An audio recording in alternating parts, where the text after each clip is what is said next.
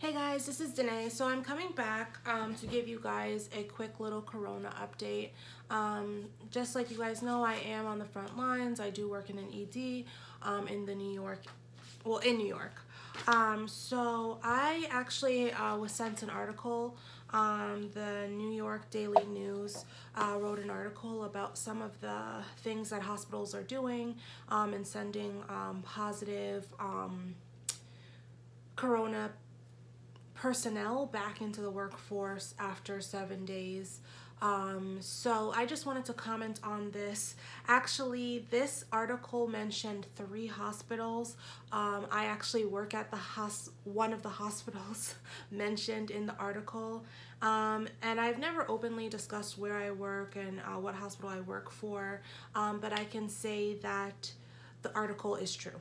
I read through the article and I know 100% that the article is true. So this is going to be my mini Corona update. I only want this video to be about 5 minutes. The news article basically talked about people testing positive, and the new work policy is that you can return in 7 days. My coworker was out for 7 days, tested by the hospital after her sent back to work while her test results were still pending, and then her results came back positive, and then she continued to work because they said she had been out for the 7 days. Even though she had a positive test result, they said at that point she can continue to work even though it had not been a full 14 days. So I know at home we're recommending 14 days of isolation. That's what they've been saying on the news, but I can only speak for my hospital. Employees at my hospital are testing positive, and if you test positive, you can be sent back to work before your results even come back. And within after being out for 7 days, that's when you're expected to return back to work, even if your results are positive, as long as you're improving. So I can't say anything about that. I just work there. I don't make any of these rules. So the next thing that I want to talk to you guys about, and my battery is dying, is in my last video I mentioned one of our nurses was in the ICU on a vent. She actually passed, and that has been very, very sad. And all of this comes up from, not having proper PPE, elevated exposure. So my coworker actually did die.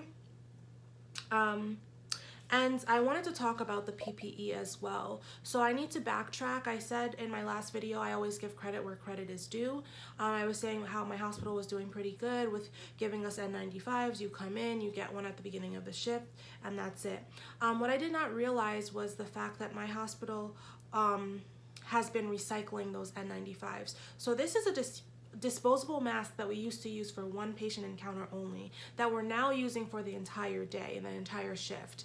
And what the hospital is doing is taking that disposable mask and putting it through a sanitation process. I cannot speak to the sanitation process because I don't know exactly what it is. So when you go into in the morning and you get your temperature taken, and they hand you a bag of PPE, and for those who don't know what PPE is, the protective gear and the N95 mask, you are wearing a mask that was worn by someone else that you don't know the prior day or a few days prior, and that has now been sanitized, and you are expected to wear that mask. My coworker went to pick up PPE, and she said that her mask was bent out of shape because ours have like a metal bar at the top, and she said that bar was bent out of shape and that there were a few brown stains on the mask.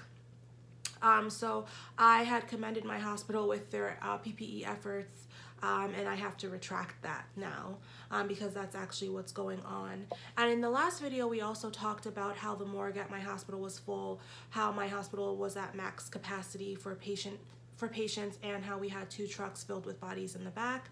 New York has started a mass grave process. So if you don't claim your family member within 14 days, they are being buried in a mass grave. Everyone has their own coffins, and they're lining up the bodies on top of each other. The coffins, not bodies on top of bodies, of course, but the coffins on top of each other, and they're being buried in like a long mass grave. And I just think that that's something that I just talked about in my last video about the socioeconomic implications of having a death in your family and corona, and maybe not even being able to pay whatever fees are associated with picking up a family member's body, and then for New York to have to be doing a mass grave system and for the funeral homes to be overwhelmed. All right, guys, so that's my quick corona update. Yeah, if you have any questions or comments, leave a comment down below. Bye, guys.